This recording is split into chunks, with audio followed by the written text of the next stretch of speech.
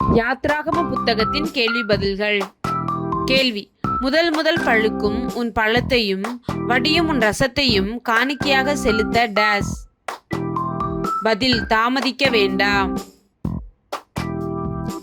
கேள்வி: யாரை எனக்கு கொடுப்பாயாக என்று கர்த்தர் இஸ்ரவேல் புத்திரருக்கு கட்டளையிட்டார். பதில்: உன் குமாரரில் முதற்பேறானவனை.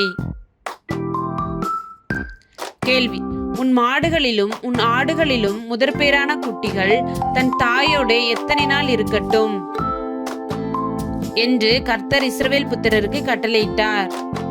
பதில்: 7 நாள். கேள்வி: எப்படிப்பட்ட சொல்லை ஏற்றுக்கொள்ளாயாக? பதில்: அபாண்டமான சொல்லை. கேள்வி: கொடுமையுள்ள சாட்சிக்காரனாய் இருக்க யாரோட கலவாயாக? பதில்: ஆகாதவனோடே. கேள்வி: டேஸ் செய்ய திரளான பேர்களை பின்பற்றாதிருப்பாயாக. பதில்: தீமை செய்ய. கேள்வி: வியாச்சியத்திலே யாருடைய முகத்தை பாராயாக? பதில்: தரித்திரனுடைய முகத்தை. கேள்வி: உன்னிடத்தில் இருக்கிற எளியவனுடைய வியாச்சியத்திலே அவனுடைய டேஸை புரட்டாயாக.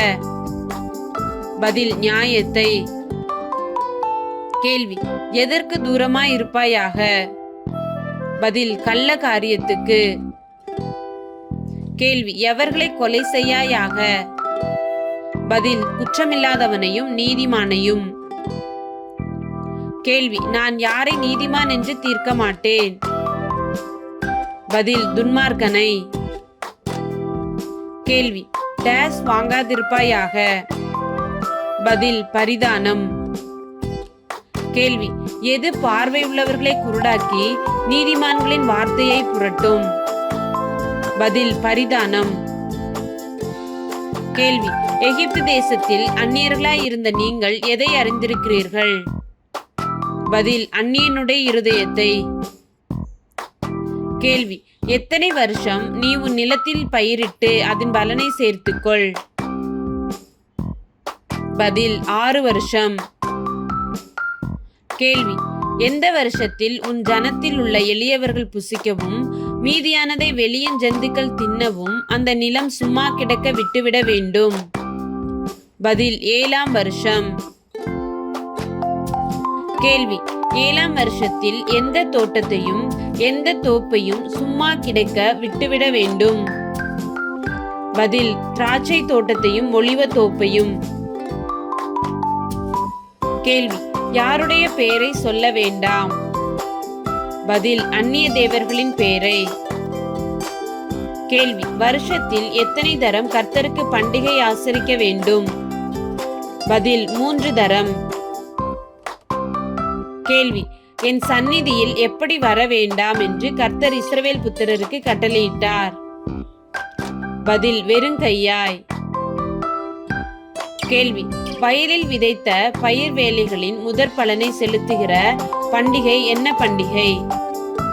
பதில்: அறுப்பு கால பண்டிகை. கேள்வி: வருஷ முடிவிலே வயலின் வேலைகளின் பலனை சேர்த்து தீர்க்கும் பண்டிகையின் பெயர் என்ன? பதில்: சேர்ப்பு கால பண்டிகை. கேள்வி: கர்த்தர் இஸ்ரவேல் புத்திரரிடம் எனக்கு இடும் பலியின் இரத்தத்தை எதோடு செலுத்த வேண்டாம் என்றார்? பதில்: புளித்த மாவுடன்.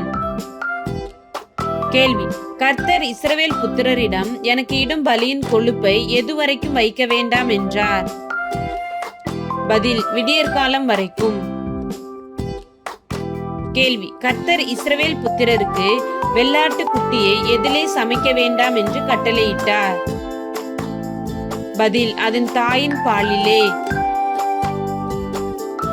கேள்வி: கர்த்தர் இஸ்ரவேல் புத்திரரிடம் வழியில் உன்னை காக்கிறதற்கும் நான் ஆயத்தம் பண்ணின ஸ்தானத்துக்கு உன்னை கொண்டு போய் சேர்க்கிறதற்கும் இதோ நான் யாரை உனக்கு முன்னே அனுப்புகிறேன் என்றார்? பதில்: ஒரு தூதனை. கேள்வி: முன்னே போகும் தூதன் எதை பொறுப்பதில்லை என்று கர்த்தர் இஸ்ரவேல் புத்திரரிடம் கூறினார்? பதில்: உங்கள் துரோகங்களை. கேள்வி: இஸ்ரவேல் புத்திரரின் முன்னே செல்லும் தூதனின் உள்ளத்தில் இருப்பது எது? பதில்: கர்த்தருடைய நாமம். கேள்வி: உங்கள் தேவனாகிய கர்த்தர் எவைகளை ஆசீர்வதிப்பார்? பதில்: அப்பத்தையும் தண்ணீரையும். கேள்வி: உங்கள் தேவனாகிய கர்த்தர் உன்னிலிருந்து எதை விலக்குவார்? பதில்: வியாதியை. கேள்வி: எது உன் தேசத்தில் இருப்பதில்லை? பதில்: கர்ப்பம் விழுகிறதும் மலடும் உன் தேசத்தில் இருப்பதில்லை. கேள்வி: எதை பூரணப்படுத்துவேன்? பதில்: உன் ஆயுசு நாட்களை. கேள்வி: எதை உனக்கு முன் செல்லும்படி செய்வேன்? பதில்: எனக்கு பயப்படும் பயத்தை. கேள்வி: நீ செல்லும் இடமெங்கும் உள்ள ஜனங்கள் எல்லாரையும் கலங்கடித்து உன் சத்துருக்கள் எல்லாரையும் எதை காட்ட பண்ணுவேன்? பதில்: முதுகு காட்ட பண்ணுவேன். கேள்வி: உன் முகத்திற்கு முன்னின்று ஏவியரையும் கானானியரையும் ஏத்தியரையும் துரத்திவிட்ட எவைகளை உனக்கு முன்னே அனுப்புவேன்? பதில்: குலவிகளை. கேள்வி: கானானியரோடும் அவர்கள் தேவர்களோடும் நீ டேஸ் பண்ணாதிருப்பாயாக. பதில்: உடன்படிக்கை. கேள்வி: நீ கானானிய தேவர்களை சேவித்தால் அது உனக்கு எப்படி இருக்கும் என்று கர்த்தர் இஸ்ரவேல் புத்திரரிடம் கூறினார்? பதில்: கன்னியாய் இருக்கும் என்றார். கேள்வி: மோசே அதிகாலமே எழுந்து மலையின் அடியில் ஒரு பலிபீடத்தை கட்டி இஸ்ரவேலுடைய 12 கோத்திரங்களுடைய இலக்கத்தின்படியே எத்தனை தூண்களை நிறுத்தினான்? பதில்: 12 தூண்களை நிறுத்தினான். கேள்வி: கர்த்தருக்கு சர்வாங்க தகன பலிகளையும் சமாதான பலிகளாக காளைகளையும் பலியிட்டவர்கள் யார்? பதில்: இஸ்ரவேல் புத்திரரின் வாலிபர். கேள்வி: இஸ்ரவேலின் தேவனை தரிசிக்க மலையின் மேல் ஏறி போனவர்கள் யார் யார்? பதில்: மோசே, ஆரோன், நாதாப், அபியூ, இஸ்ரவேலுடைய 70 மூப்பர்.